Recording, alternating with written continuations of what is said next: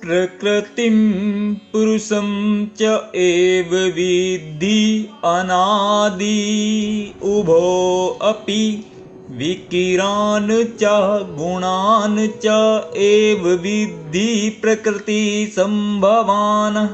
भगवान श्री कृष्ण अर्जुन को कहते हैं कि हे अर्जुन, प्रकृति तथा जीवों को अनादि समझना चाहिए। उनके विकार तथा गुण प्रकृति जन्य हैं। तात्पर्य जानेंगे। इस अध्याय के ज्ञान से मनुष्य शरीर अर्थात क्षेत्र तथा शरीर के ज्ञाता अर्थात जीवात्मा तथा परमात्मा दोनों को जान सकता है। शरीर क्रिया क्षेत्र है और प्रकृति से निर्मित है। शरीर के भीतर बद्ध तथा उसके कार्यों का भोग करने वाला परमात्मा ही पुरुष या जीव है। वह ज्ञाता है और इसके अतिरिक्त भी दूसरा ज्ञाता होता है जो परमात्मा है। निस्संदेह यह समझना चाहिए कि परमात्मा तथा आत्मा एक ही भगवान की विभिन्न अभिव्यक्तियां हैं। जीवात्मा उनकी शक्ति है और परमात्मा उनका साक्षात अंश अर्थात स्वांश है। प्रकृति तथा जीव दोनों ही नित्य है। तात्पर्य यह है कि वे सृष्टि के पहले से विद्यमान हैं। यह भौतिक अभिव्यक्ति परमेश्वर की शक्ति से है और उसी प्रकार जीव भी हैं, किंतु जीव श्रेष्ठ शक्ति है। जीव तथा प्रकृति इस ब्रह्मांड के उत्पन्न होने के पूर्व से विद्यमान है।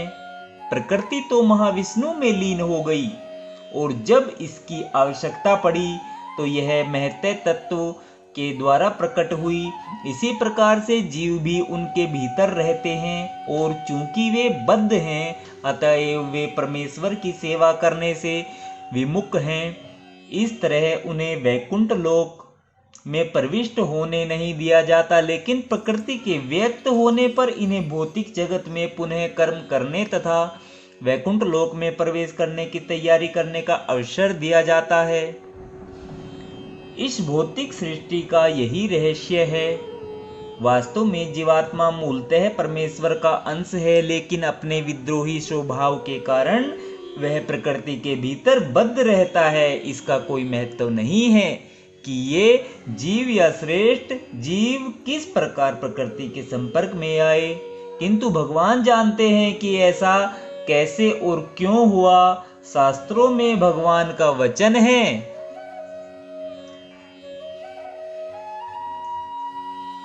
कि जो लोग प्रकृति द्वारा आकृष्ट है वे कठिन जीवन संघर्ष कर रहे हैं, लेकिन इन कुछ श्लोकों के वर्णनों से यह निश्चित समझ लेना होगा कि प्रकृति के 3 गुणों के द्वारा उत्पन्न विकार प्रकृति की ही उपज है। जीवों के सारे विकार तथा प्रकार शरीर के कारण हैं। जहाँ तक आत्मा का संबंध है सारे जीव एक से हैं।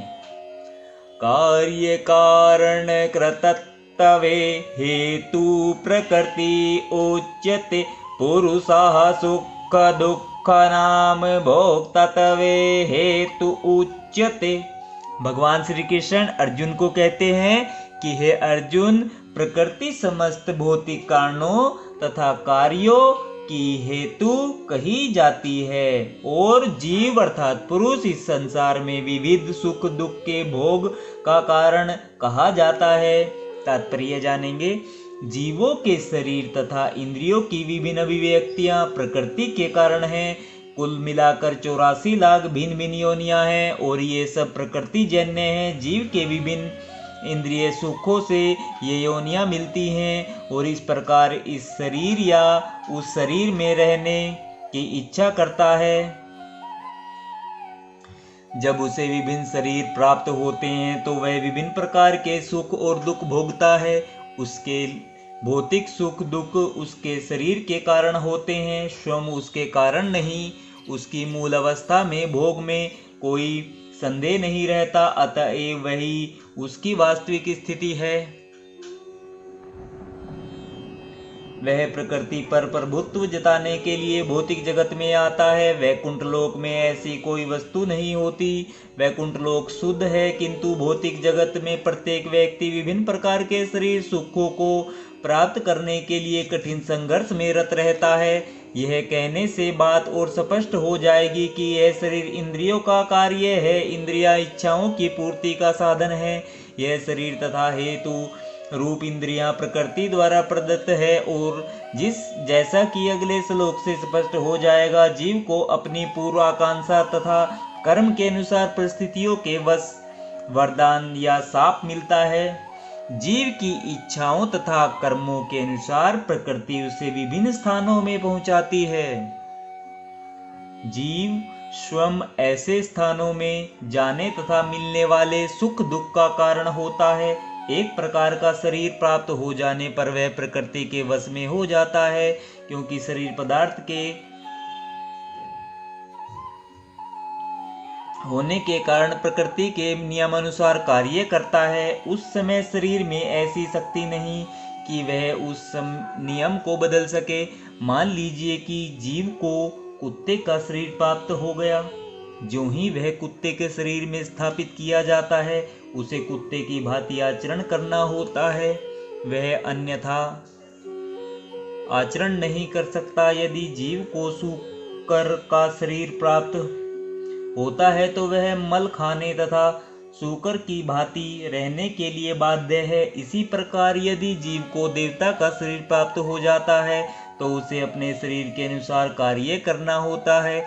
यही प्रकृति का नियम है। लेकिन समस्त परिस्थितियों में परमात्मा जीव के साथ रहता है। वेदों में इसकी व्याख्या इस प्रकार की गई।